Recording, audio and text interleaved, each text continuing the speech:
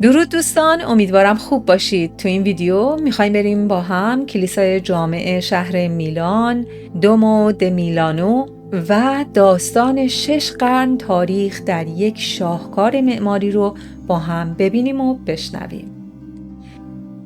اگه یه روز رفتی میلانو حس کردی یه ساختمون داره از وسط شهر فریاد میزنه منو نگاه کن، بدون که رسیدی به کلیسای جامع میلان، همون دومو معروف.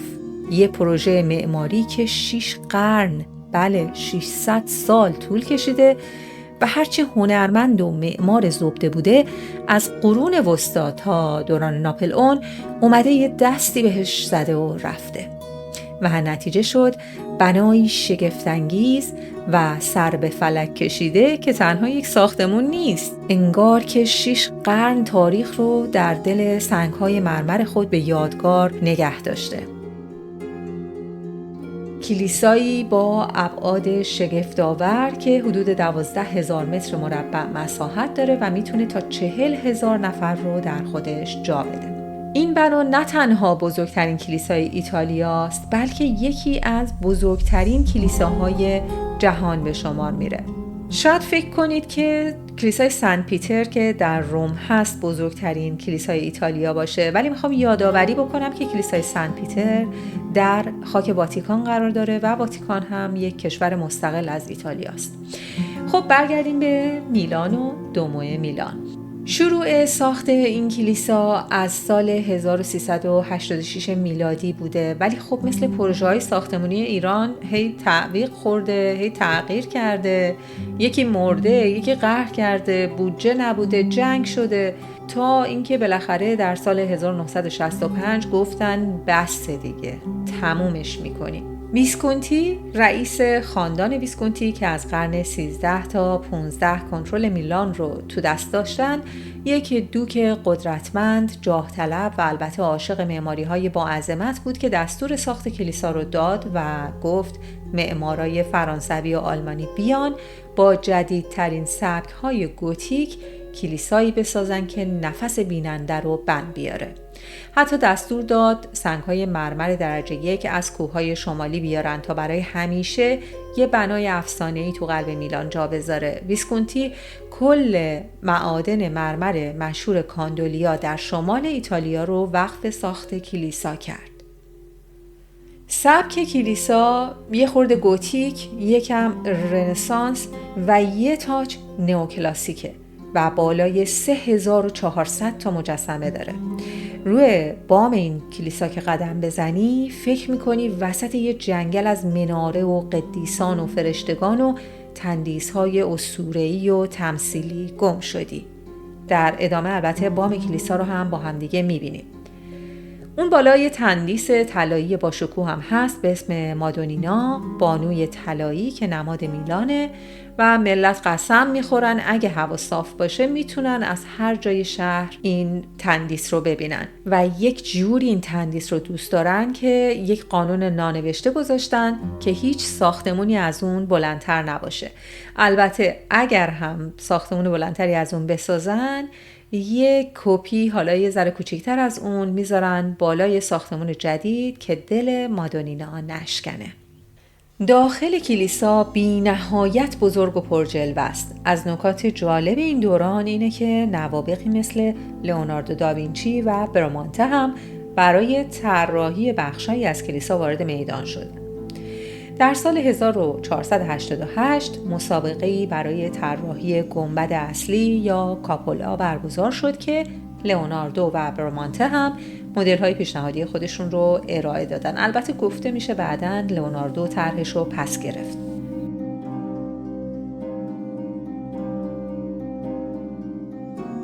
سال 1577 میلادی بالاخره ساختمان موجود کلیسا با اینکه تمام نشده بود مقدس اعلام شد و افتتاح شد و آماده عبادت شد. میدونستید ناپلئون بناپارت تو این کلیسا تاجگذاری کرده؟ بله. در آغاز قرن 19 سرکله شخصیتی پیدا شد که نمیشد ازش انتظار صبر 6 قرنی داشت. ناپلئون بناپارت در سال 1805 میلادی درست زمانی که قصد داشت خودش در میلان به عنوان پادشاه ایتالیا تاجگذاری کنه، فرمان داد که نمای نیمه تمام کلیسا هرچه سریعتر تکمیل بشه. اون حتی قول داد هزینه ها رو خزانه‌داری فرانسه پرداخت کنه. البته این قولش چندان عملی نشد. به هر حال تحت فشار ناپلئون و به سرپرستی معمار کارلو پلکانی ظرف تنها 7 سال نمای اصلی بنا به اتمام رسید و ناپلئون مراسم تاجگذاری خودش رو در همین کلیسا برگزار کرد. تا اواسط قرن 19 تقریباً همه اجزای کلیسا شکل گرفته بود، اما جالبه بدونید که تکمیل آخرین جزئیات اون تا قرن 20 طول کشید. در سال 1965 طی مراسمی رسمی آخرین در برنزی کلیسا نصب و پروژه چند صد ساله کلیسای جامع میلان رسما پایان یافت. در زمان جنگ جهانی دوم وقتی که میلان آماج بمباران‌های شدید قرار گرفت، دومو میلان آسیب نسبتاً محدودی دید و به سرعت مرمت شد.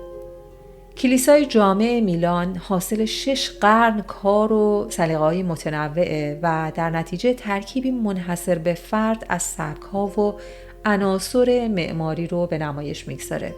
شاید در نگاه اول ظاهر کلیسا یکم متناقض به نظر بیاد، اما همین تلفیق سبک‌ها به اون شخصیتی یگانه و یونیک بخشیده.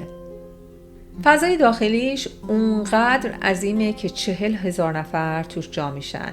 نور رنگی از پنجره‌های شیشه رنگی میتابه تو و فضا یه جوریه که اگه مذهبی هم نباشی یه آن حس میکنی داری وارد بهشت میشی. 5 راهروی طولی موازی با 40 ستون سنگی بزرگ از هم جدا شدن. تمام سطح دیوارها و ستونها با سنگ مرمر روشن پوشونده شدند که در تابش نور شمع‌ها یا تابش رنگین خورشید از میان شیشه‌های نقش برجسته پنجره‌ها فضایی روحانی و رازآلود به وجود میاره. کف کلیسا هم با طرح‌های هندسی زیبایی از مرمر سفید، سیاه و قرمز فرش شدند و این خط برنجی که خیلی بی صدا زیر پاهات رد میشه، میدونین چیه؟ یه ساعت خورشیدی وسط کلیسا. در سال 1786 به درخواست امپراتوری اتریش کلیسا تبدیل شد به ساعت رسمی خورشیدی شهر. یک سوراخ کوچیک اون بالا تو سقف 24 متر بالاتر وظیفه داشت وسط روز وقتی خورشید به اوج میرسه نورشو بندازه دقیقاً روی این خط. اینجا ماه‌های سال نقش بستن و خورشید با دقتی شگفت‌انگیز روز به روز، ماه به ماه جاشو عوض میکنه تا وقتی میرسه مثلا به این نقطه، یعنی برج جوزا، یعنی در خرداد ماه نور خورشید درست اینجاست. خیلی جالبه.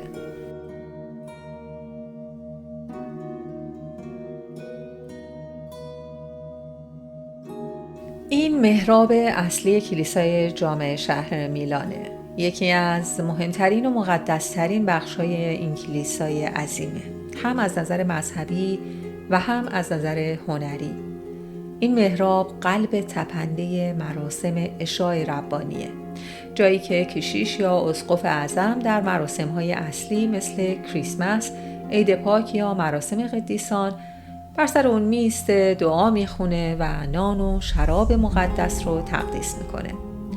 ساختار محراب از سنگ مرمر با کیفیت بسیار بالا ساخته شده با حجاری‌های دقیق و پرجزئیات. پشت محراب میتونی کانوپی یا بالاخانه محراب رو ببینی، شبیه به یک سایبان سلطنتی مرمریه که نشونه تقدس این فضاست. در اطرافش مجسمه‌هایی از فرشته‌ها و قدیسان دیده میشن و 2 منبر تاریخی هم در 2 سمت محراب قرار داره.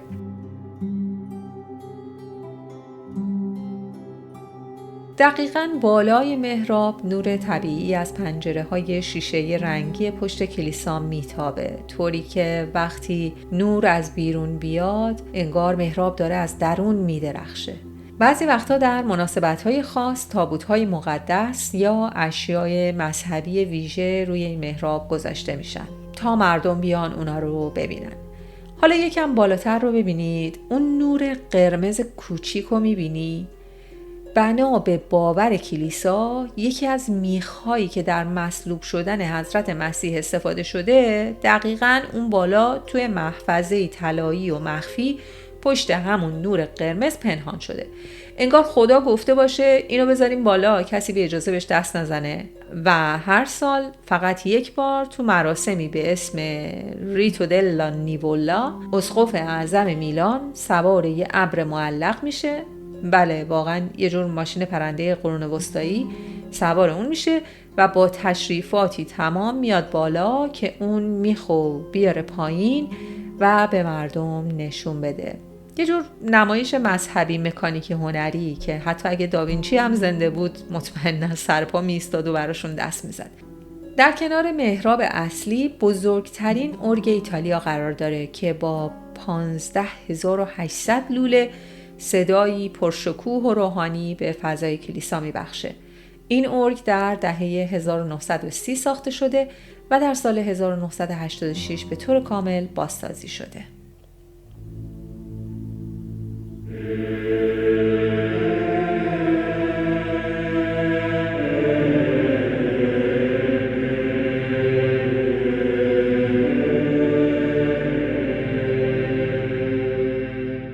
یکی از شاهکارهای دومو د میلانو مجسمه سن بارتولومه است.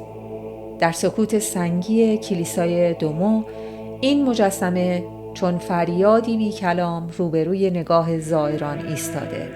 نه زرهی بر تن داره، نه جامه‌ای سلطنتی. تنها چیزی که با خود حمل میکنه پوست خودشه که رداگونه بر دوش چون نمادی از شهادت از قربانی شدن کامل برای آنچه ایمان می‌خواند. این پیکره سن بارتولومه یکی از 12 حواریون عیسی مسیح رو نشون میده، مردی که در راه گسترش مسیحیت به طرز هولناکی شکنجه شد. زنده زنده پوستش رو کندن. در این مجسمه اثر هنرمند ایتالیایی مارکو د آگرته در سال 1562 جزئیات آناتومیک بدن انسانی با دقتی شگفت‌انگیز و بدون اغراق نمایش داده شده. اما اون چه چشم رو بیش از همه میگیره نگاه آرام و چهره بی‌ادعای قدیسه. در یک دستش کتاب مقدسه که سمبل ایمان پایدارش هست و در دست دیگرش پوست خودش رو نه به عنوان یادگاری رنج بلکه به عنوان سندی از فداکاری بیپایان در دست گرفته. من آدم مذهبی نیستم ولی تصور رنجی که انسان‌ها برای باورها و مذهبشون متحمل شدند قلبم رو به درد میاره.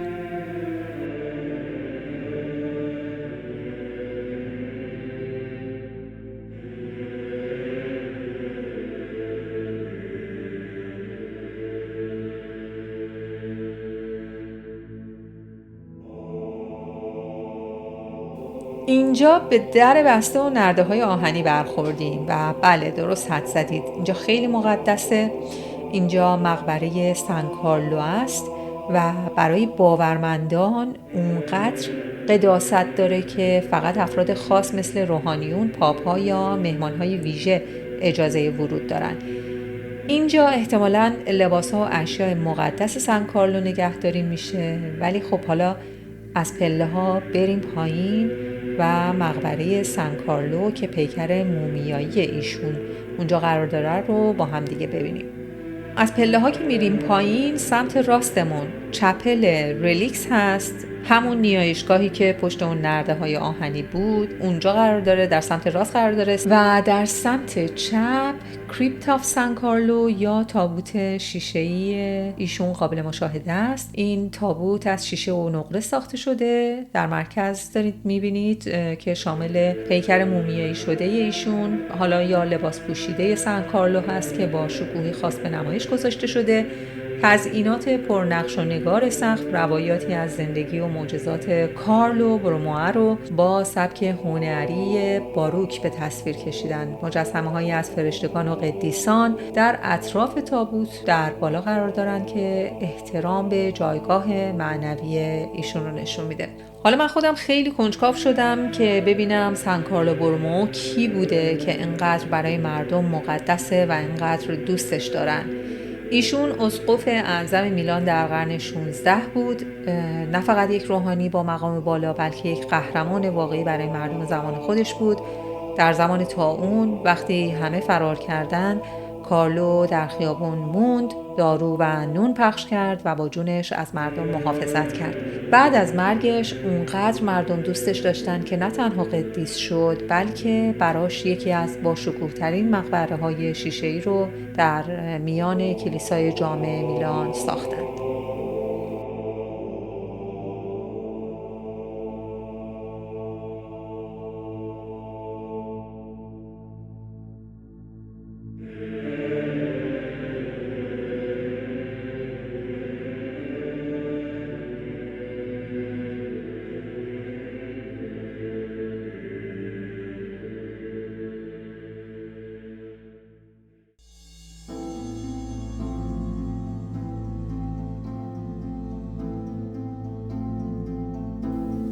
اینجا محراب شبان نیکو در کلیسای جامع میلان دومو د میلانه که عیسی مسیح رو به عنوان محافظ و هدایتگر روحانی انسان‌ها نشون میده. دو مجسمه کناری درگیری خیر و شر یا داستان‌هایی از قدیسان و فرشتگان رو به تصویر میکشند. بالای مجسمه به لاتین نوشته شده من شبان نیکو هستم، برگرفته از انجیل یوحنا که به عیسی اشاره داره. مرمرهایی با رگه‌های قهوه‌ای و سبز، ستون‌هایی که عمدن بیش از حد بزرگن که عظمت محراب رو به رخ بکشن و یه نورپردازی طبیعی از پنجره‌های رنگی واقعاً این محراب رو زیبا کرده. انگار که این محراب دقیقاً جاییه که معماری و مجسمه سازی و ایمان یه جا نشستن، قهوه خوردن و تصمیم گرفتن با همدیگه یه اثر جاودانه بسازند. اینجا جای ابدی آندره کارلو فراریه، اسقف اعظم میلان در قرن 19، مردی که نه تنها کلیسا رو هدایت کرد بلکه بعد از مرگش هم جاشو با دقت انتخاب کرد. درست وسط ستونهای مرمر کنار مریم مقدس با نمایی از فرشتگان که انگار دارن با لبخند میگن اینجا در آرامشی.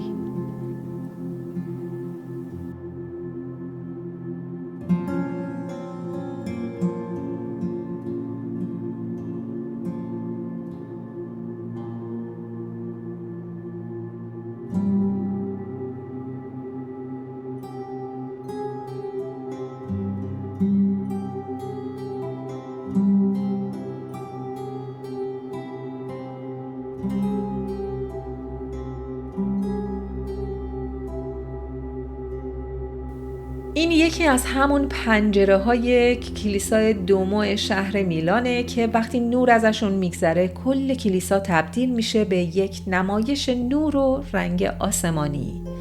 این شیشه ها فقط برای زیبایی نیستن بلکه یه جور کمیک بوک مذهبی قرون وسطا به حساب میان. اگه از پایین شروع کنی به خوندن، صحنه‌هایی از زندگی قدیسان، معجزات، شهادت‌ها، دیدارهای آسمانی و اینها رو می‌بینی و تا اینکه برسی به بالا، جایی که نور کم میشه، داستان‌ها مرموزتر میشن و یه حس خاصی میگه اگه تا اینجا رسیدی یعنی احتمالاً بخش روشنفکر کلیسا رو پیدا کردی. بعضی از این تیکه ها واقعاً شاهکارن. حرکت بدنها، ترکیب رنگ‌های قرمز، آبی، طلایی و اون نوارهای باریک سربی که مثل مرز بین دنیاها عمل می‌کنند، عالی طراحی و اجرا شدن.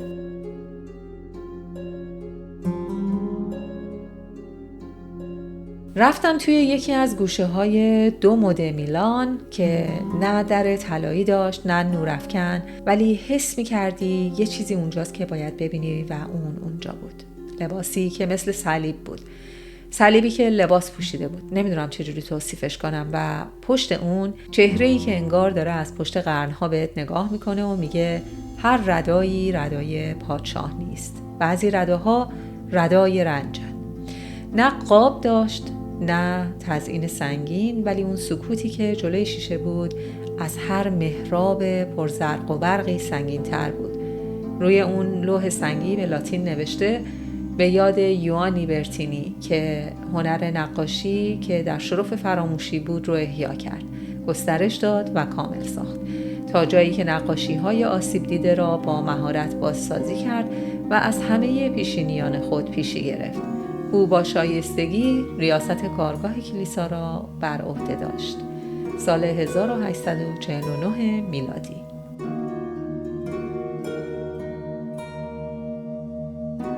این سارکوفاگ یا تابوت سنگی آرامگاهیه که در سکوت ولی با شکوه احترام داستان یکی از خادمان کلیسا رو روایت میکنه و قدیمی ترین مقبره کلیساست.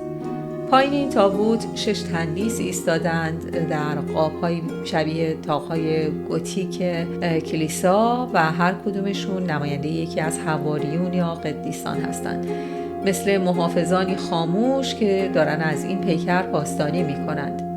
متن لاتین بالای تابوت میگه اینجاست خانه نهایی، اینجاست پایان زندگی و در این مکان آرام میگیرند.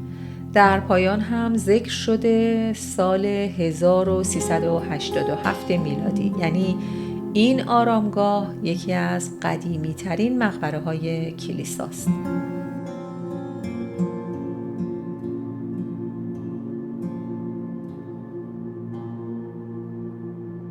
این تصویر یکی از محراب‌های بسیار باوقار و زیبای کلیسای جامع میلان هستش.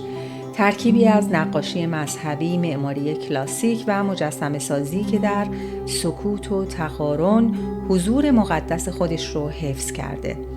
در مرکز محراب یک نقاشی مذهبی بزرگ دیده میشه که احتمالاً صحنه‌ای از بشارت به مریم مقدسه. فرشته‌ای در حال سخن گفتن با مریم و بالای سرشون تجلی نور الهی دیده میشه. 2 مجسمه در طرفین به سبک مجسمه سازی کلاسیک کلیسایی به صورت زنانی پوشیده با ردای بلند ایستادند. اونا احتمالاً نماینده 2 قدیس زن یا نمادهای ایمان و عفت هستند.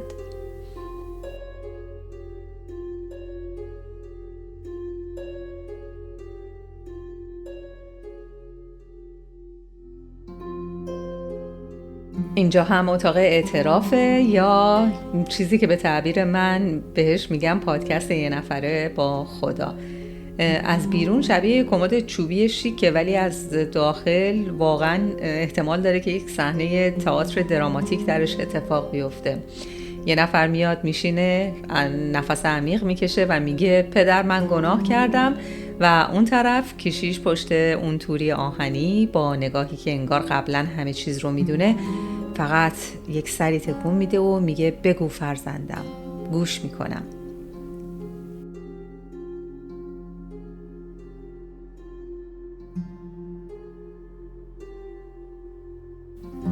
دوستان، این وان حموم پادشاهان نیست. اینجا یه شروع تازه برای یک روح کوچولوه، نمیدونم، شاید هم یه روح بزرگ. جاییه که بچه‌ها اولین بار با کلیسا آشنا میشن و غسل تعمید میبینن. آب و دعا و یه عالم دوربین دست عمه و خاله هاشون که چلیک چلیک ازشون عکس میگیرن.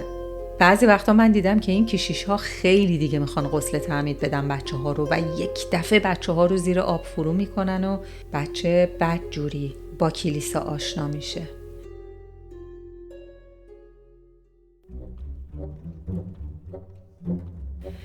دیگه یواش یواش آماده بشیم از پله‌های تنگ و تاریک کلیسا بالا بریم. بالا رفتن از پله‌های کلیسای جامع میلان یه ماجراجویی تمام عیاره، ولی نترسید چون اون بالا یه منظره‌ای منتظرتونه که هر چی نفس کم آوردی جبران میشه.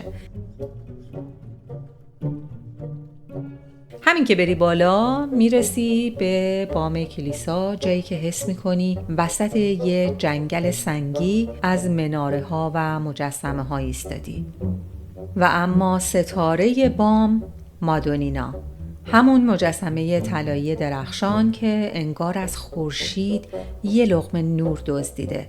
این مجسمه مریم مقدسه با ارتفاع حدود 4 متر و پوشیده از 3900 قطعه ورق طلای خالص، دقیقاً روی نوک بلندترین مناره کلیسا، یعنی در ارتفاع 108.5 متری از سطح زمین جا خوش کرده. یه جورایی مثل تاج طلایی شهره. سالها یک قانون نانوشته‌ای بود که هیچ ساختمونی در میلان نباید از اون بلندتر میشد. اگرم میخواستن ساختمون بلندتری بسازن، یه نسخه کوچیک از مادونینا بالای اون ساختمون بلند میگذاشتند.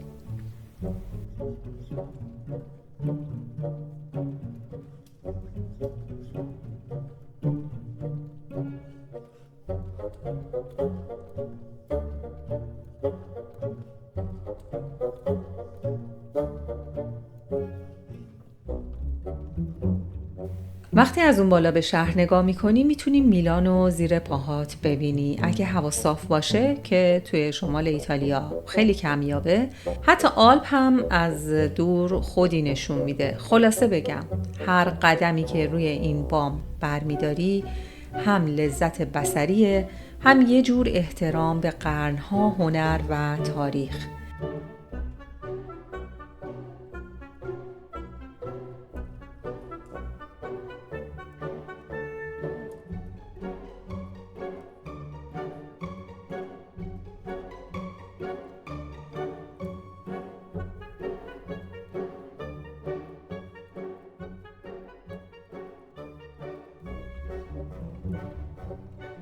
راستی اینو بگم، میتونید سرپرستی هر کدوم از این مجسمه های زیبا که دلتون میخواد رو به عهده بگیرید. به این سوی چراغ دارم راست میگم.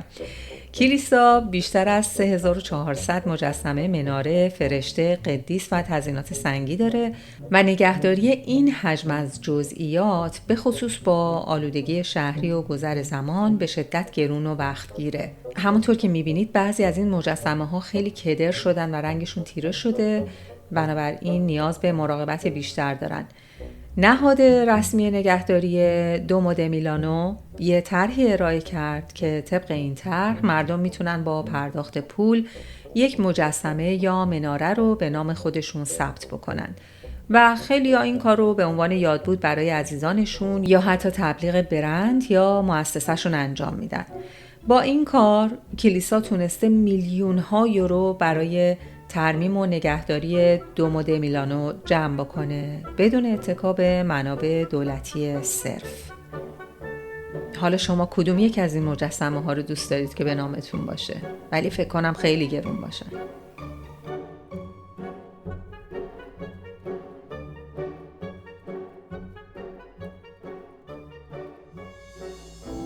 دوست دارم در نهایت نظر شخصی خودم رو به عنوان شخصی که مذهبی هم نیست بهتون بگم. کلیسای جامع میلان فقط یه عبادتگاه نیست، یه جور کارنامه مصور از تاریخ و هنر اروپاست. یه پروژه جمعی 6 قرنه که هر نسلی یه گوشش رو ساخته و الان هم رسیده به ما که فقط بگیم واو دمشون گرم. شما هم نظرتون رو درباره این کلیسا برام بنویسید و بگید از کدوم قسمت کلیسا بیشتر خوشتون اومد. لایک ویدیو، سابسکرایب کانال رو فراموش نکنید، زنگوله رو بزنید حتما، چون خیلی زود با یه ویدیو دیگه برمیگردم تا با هم یه جای دیگه از این دنیای شگفت‌انگیز رو ببینیم. در سایه خرد و آگاهی باشیم.